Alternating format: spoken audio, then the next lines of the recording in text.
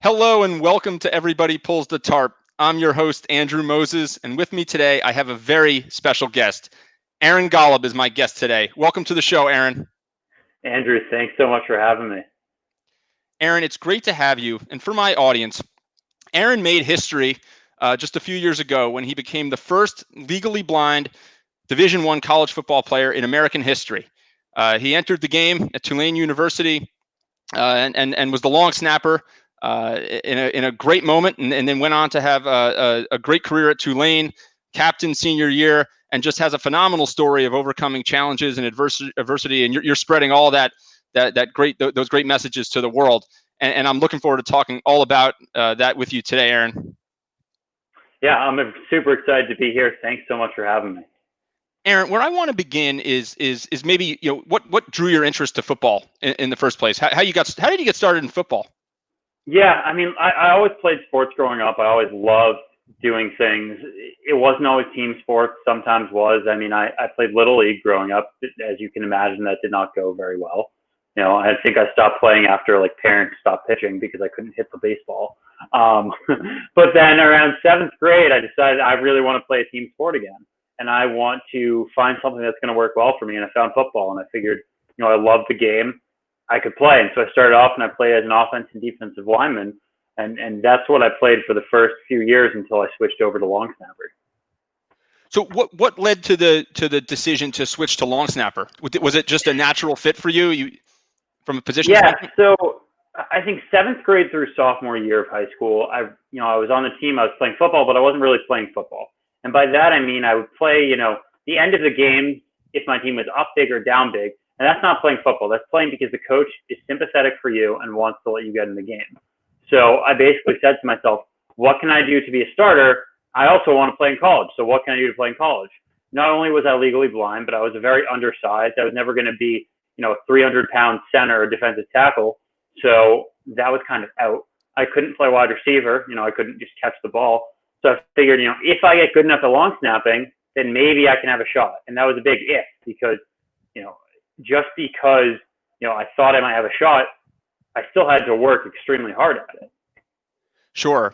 Now, when I want to just clarify for the audience, when you talk about legally blind, why don't you give the audience some perspective about what your vision is like? Because I know you have, as I understand it, no vision in one eye and very limited vision in the other. Yeah. So I was born legally blind, and for me, what that means is I have no vision in my right eye at all, and my left is very limited. So if you take kind of your thumb and your pointer finger, make a circle, and you make that circle smaller to maybe like 2/3 the size of a dime, and you put that hole in front of your eyeball, that's about the field of vision in my left eye. But then through that field of vision, an average person will see 20/20 vision. My vision through that small hole is about 2,200. So what that means is what you see at about 200 feet away, I'll see it about 20 feet away. So how did it, and this may seem like an obvious question, I guess, but I really am curious. I mean, how did it affect you as you were growing up? Yeah, there were definitely things that were more challenging for me than other people. It's mostly the little things, honestly. The hardest things for me are like crossing the street or like cooking dinner, small things like that. Growing up, I was really fortunate that my parents never, just did something for me just for the sake of doing it and getting things done. They would have much rather see me struggle and challenge me and eventually figure it out than just do it for me in the beginning. And that kind of instilled this, mindset, I guess, of, you need to work for your goals. You need to be challenged. You need to learn. Because if they just did everything for me to make it easier for me, I would have never learned from all those experiences when I was a little kid. That's really interesting. So what you're saying is they made a really conscious effort to make sure that they didn't just do everything for you. They let you struggle. They let you kind of find your own way and figure out your own solutions. Absolutely. They would never just do something for me. If I was spending, an absurd amount of time on something, then sure, they might help me out. But they would really much rather have seen me learn from it and grow and challenge myself.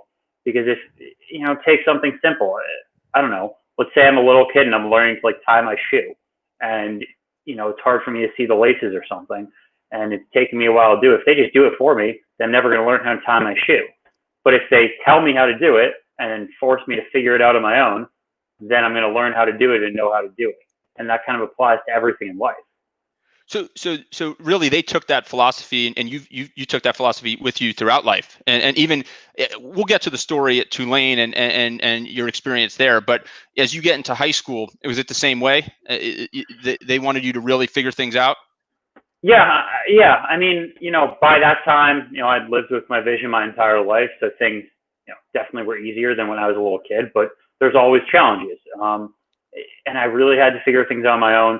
I wanted to be really good at football, and I really wanted to push myself. And they never pushed me to be good at football, but they allowed me the situation to succeed in football. And by that I mean, once I chose to switch over to long snapping, I got up at 5 a.m. every day and went to school to practice every single day, because I knew that I had to practice every day and work 10 times harder than everyone else if I wanted to be successful.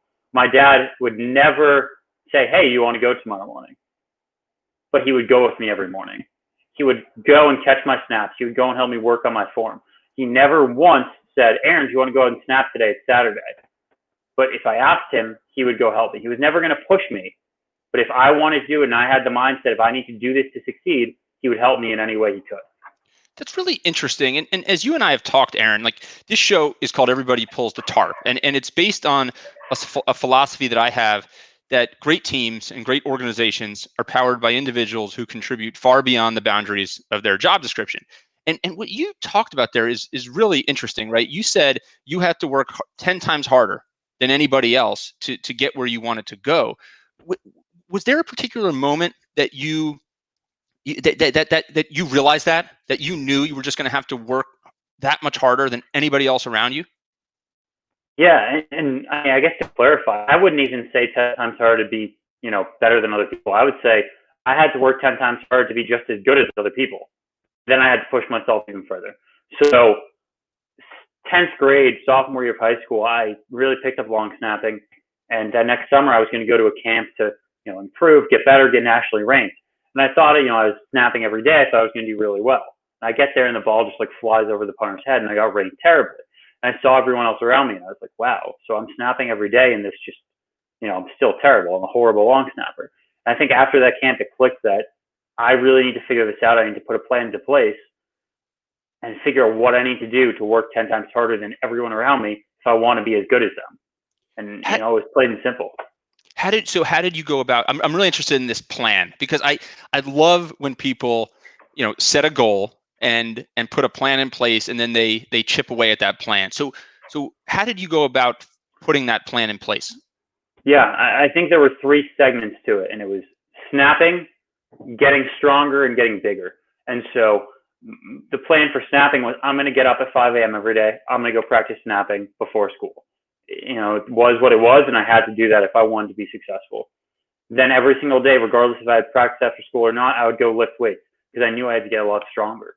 But then I was still undersized, so I had to figure out a plan so I could eat a lot more, because I had to put on weight. It wasn't just about snapping and lifting weights. I had to find a way to put on weight so I could play at college. I could have been the best long snapper in the world, but if I didn't gain weight, I was never going to play at college.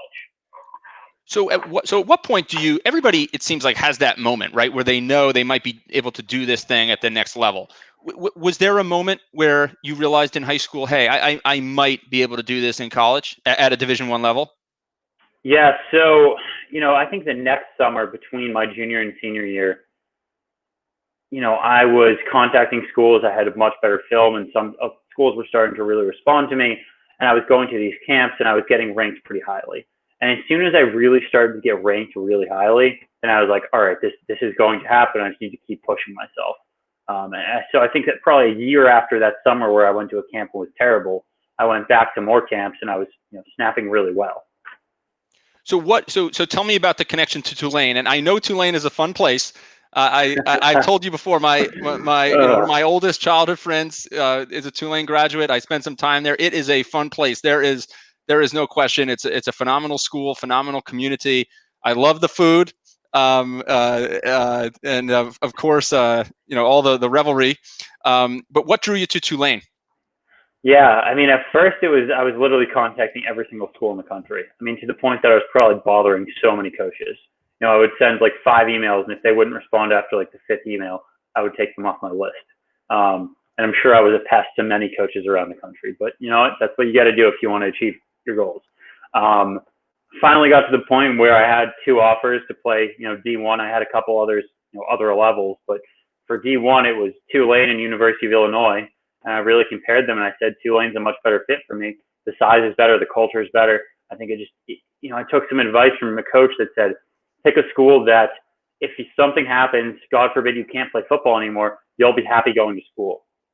And that was Tulane. I loved playing football there, but if something happened, I would have had a fantastic time, as you know, at Tulane. That's a great that's great advice, right? Because in many ways that gives you a fallback plan, even though you never want to have to rely on that fallback plan because it wasn't what your goal was. Yeah. I loved the 5 email, whatever it was, 4 or 5 emails to every coach. Yeah. How do you in any business, in any sport, in any industry,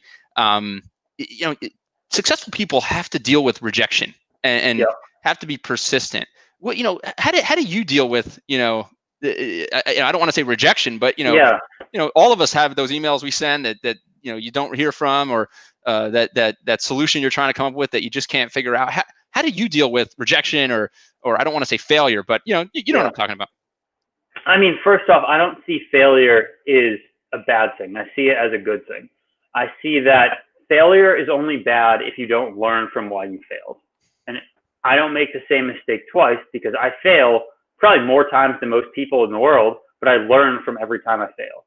And you just need to keep getting back up. If you really want to achieve something, you need to get up every time you're down. I mean, right now, I've broken into motivational speaking. I've been speaking all over, but really trying to jumpstart it even more and get to the point where I'm, a national top speaker. I've created a list in, Excel, again, every single college football team of every single level in the country, and I'm working my way through every single one. And I will email every single college or every single athletic director in the country until some of them start giving me a chance. Aaron, I hope at least as a result of us talking here, there's at least 1 or 2 coaches out there. We've got a lot of coaches who follow this program or this show.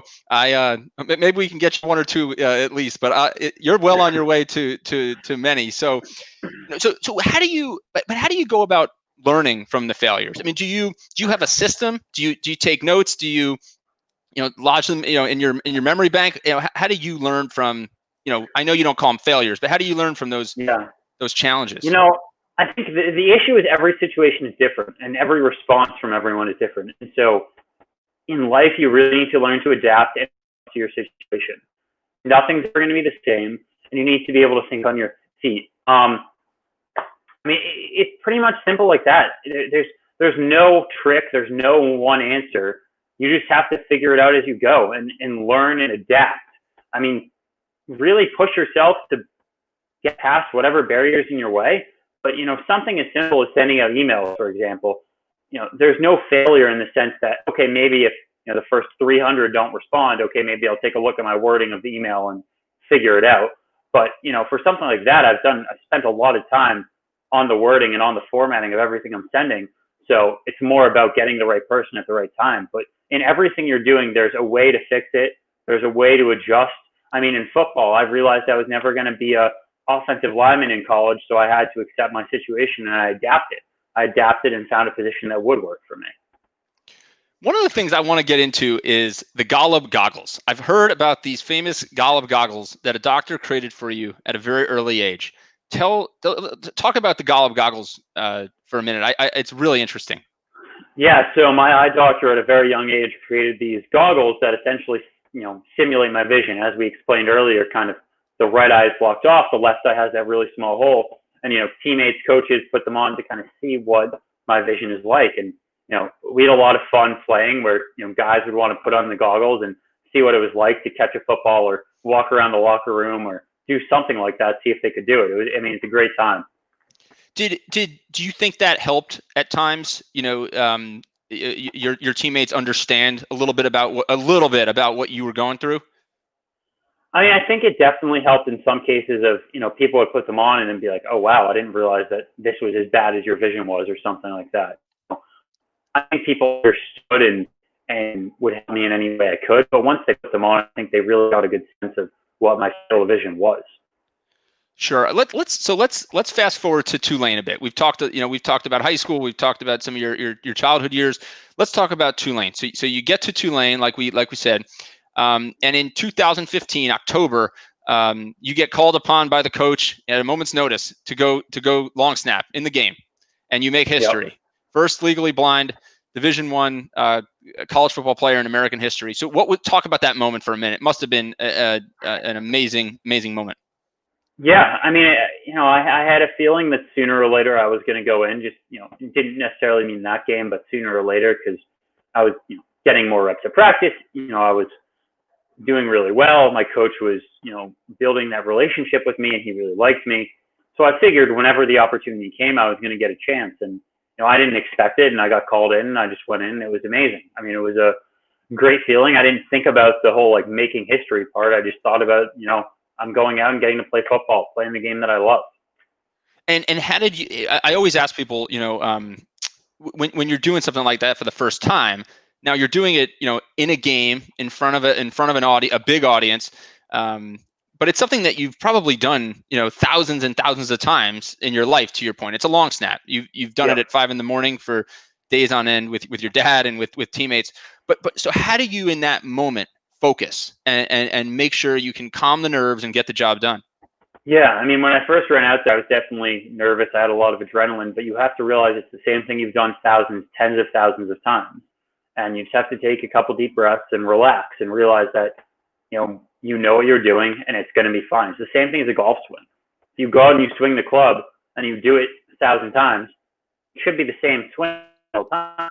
So it's the same thing. As soon as the ball releases my hands, I know exactly on the punter's tip where it's going, or exactly in the holder's hands where it's going. And I know if it's good or bad snap or what. Was there one of the things I'm curious, like in your time at Tulane, your football career at Tulane, was there any particular hurdle that you ran into and you said, I don't know if I can do this at this level, or I don't know if I'm good enough, or this challenge, because of my vision is just too big for me to surmount. Was there ever a moment that you just felt like you were really up against it more so than before? So I think the biggest thing was 2 months after, I snapped for the first time, my coaching staff got fired. We went 3-9 that year, and they got replaced. And I was very nervous because I didn't know if the new staff was going to be willing to work with me, what was going to happen. And Coach Fritz came in, and first off, he's an amazing coach. He's done so much for me and continues to help me to this day. But at first, he and I were both nervous. We didn't know what to think, if it was going to work out. And we basically just decided, let's do spring ball and let's see what happens. Did spring ball, did really well. Never had the discussion again. 2 years later, I was named one of our team captains because of the hard work and the effort that I proved to him that I could do it. Let's talk about being named captain. So, the hard work and the dedication that you put in, showed him that was a title you were deserving of. But what is it like to be a team captain? How does the responsibility change? I mean, it's awesome. I really enjoyed it. I was so thankful that he named me one of them during the season. It meant so much to me, just being a leader on the team, being respected by the coaches. You don't just do it to do it. He did it because he trusted me. He respected me. He thought of me as a leader, and that meant a lot and still does mean a lot. I mean, that was probably one of the greatest honors of my life because of the turnaround. When he showed up at Tulane, and he and I were both very nervous. But then 2 years later, it came full circle, and I was named one of our captains. I mean, it just shows it all right there, the difference in what I showed him and how our relationship grew over those 2 years. And how did the relationship truly develop? Did he see the work ethic? What do you think was really the driving force between that? Because you used the word relationship there, which is really an important word in any aspect of any team organization. Relationships are key. What was it that really helped build that relationship? Yeah. No, and I want to be clear. I mean, when he came, he never said anything of like, you can't play or anything. He was very supportive. He just was unsure of how to do it at first. And I think just the fact that I pushed myself every single day in the weight room, every single day on the field, off the field, in the classroom, every single thing that I was doing, I pushed myself to my limits, and he saw that. I mean, they're around you. Coaches are around you all the time, and they know who's working hard and they know who's not working hard. They know who's putting in effort. And he saw that in me on a daily basis, that I was pushing myself as hard as I could. And he just grew, the respect grew and grew and grew throughout the 2 years that he was there with me. It's always amazing to me, right? That the true leaders, are often the first ones in, the last ones out. They do the extra time in the weight room. They get up at 5 a.m. to get those extra, long snaps in. It's amazing how often those who, you obviously have a massive talent and skill for the long snap, but it also, requires work and dedication and focus. And, it's a true testament to your work ethic. You talk a lot about passion. Where do you get the passion, and how do you gin up the passion? Yeah, I mean, I think just for me, at least, it's an internal drive. And with that, I don't do things in life, or try not to do things in life, that I'm not passionate about, that I don't love doing. Because, I've learned that if I really love doing something, or I'm truly passionate about something, I will be successful in it, because I'll push myself to ridiculous limits. I mean, limits that most people couldn't even imagine. But if I don't enjoy doing something, if I don't love doing something, I'm really not going to work that hard in it, because I don't like doing it. And so you really need to pick things that you enjoy doing. And, I love football. I still love football. I love what I'm doing with speaking and with my regular job. And because of that, I push myself to limits that most people wouldn't, because I enjoy the work I do. It's not like having a job. I love speaking. I love being able to impact and influence the lives of others. I want to talk about that for a minute, because there must be people all around the country that hear your story and are inspired, regardless of what challenge they're facing or adversity they might be facing. How does that make you feel? It's awesome. I mean, I love it. During college and high school, I was never into the whole interview thing. I didn't really like it. And a coach of mine, if you can help 2 other people from doing this interview, you should do it. So I did it because of that in high school and college. But, over the past few years, I've really matured in the sense that I love doing it because I know that I'm creating an impact. I know that I'm inspiring the lives of others and really helping other people. And because of that, it's so much fun. I really enjoy doing it. And it makes me feel amazing knowing that my speech or this podcast can really help someone who might be in a tougher, dark situation. Aaron, you're an absolute inspiration to us all. I mean, congratulations on all of your accomplishments. It's just amazing to hear, the work that you put in, the way you set the goal and built the plan and went about executing it to achieve your dreams. We're all rooting for you. I know you're going to accomplish big things in your new career, your post-football career. And it's been so much fun talking to you, hearing your story. And again, you are an absolute inspiration to us all. And I know there are going to be a lot of people out there that hear this show or hear your speech on any stage in the future and are truly inspired to make a difference and achieve their dreams. I really appreciate that. And, I'm looking forward to continuing this. And thank you again for having me. It's been a great pleasure. Aaron Golub, thank you for joining Everybody Pulls the Tarp.